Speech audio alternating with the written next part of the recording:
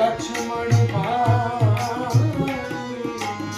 बीच में उनके चले जाए, बीच में उनके चले जाए, तीनों लोग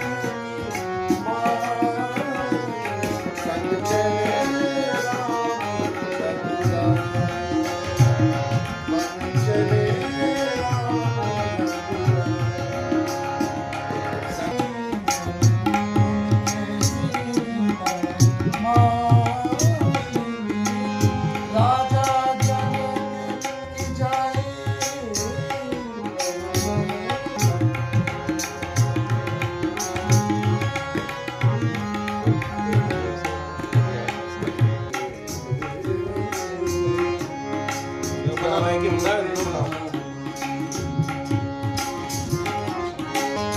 सीता बिना हारो सोने, सीता बिना हारो सोने, रसोई तो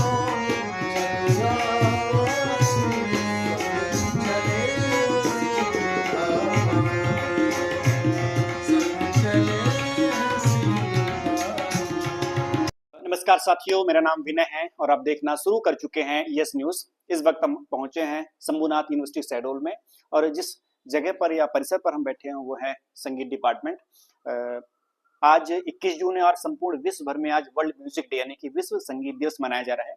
इस संबंध में बात करने के लिए यहीं के जो शिक्षक या प्रोफेसर कह सकते हैं हमारे साथ है। सर, सबसे पहले स्वागत हमारे चैनल पर।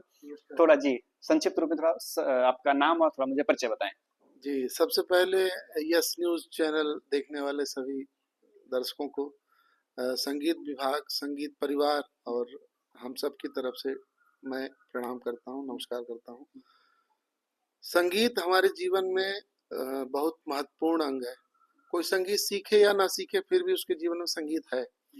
और हम लोग जैसे वो अपने 16 संस्कार पढ़ते हैं तो हमारे परिवार में जो संस्कार होते हैं तो हर पल में संगीत का महत्व है। रोना है तो संगीत है, गाना है तो संगीत है, भक्ति में संगीत है। संगीत आप संगीत से अछूते नहीं रह सकते, संगीत हर जगह है। और जो नहीं गाता है इसका मतलब ये नहीं कि उसके पास संगीत नहीं है, उसके अंदर भी संगीत है। संगीत लिखना भी होता है, क्योंकि अगर लय नहीं है आपके अंदर तो आप लय में नहीं लिख पाओगे।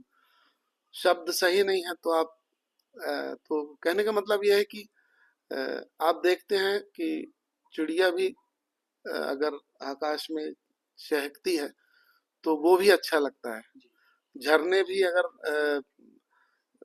गिरते हैं ऊपर से तो उसकी उसकी भी कलकल की आवाज अच्छी लगती है, लगता है यार चला जाए ये भी सुना जाए।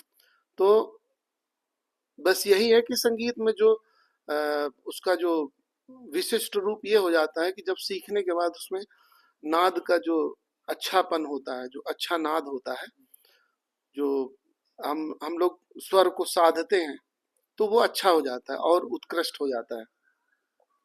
नॉर्मल संगीत में जो है वो ऐसे ही जो फिल्मी गाने गाना और लोकगीत गाना संगीत अच्छा लगता है, लेकिन उसी चीज को अगर आप सीखें शास्त्रीय तरीके से, स्वर की साधना करें तो उसमें सोने पे सुहागा हो जाता है।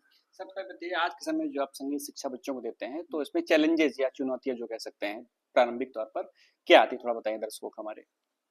संगीत को इतना ज्यादा मतलब तनाव लेके नहीं सीखना चाहिए। संगीत तो तनाव दूर करने के लिए है ना। तो चुनौती जैसा शब्द नहीं कहा जा सकता। चुनौती इसलिए नहीं कहा जा सकता क्योंकि आप संगीत को जो लोग प्रोफेशन बनाते हैं उनके लिए चुनौती होती है, क्योंकि उनको संघर्ष करना है, कंपटीशन है।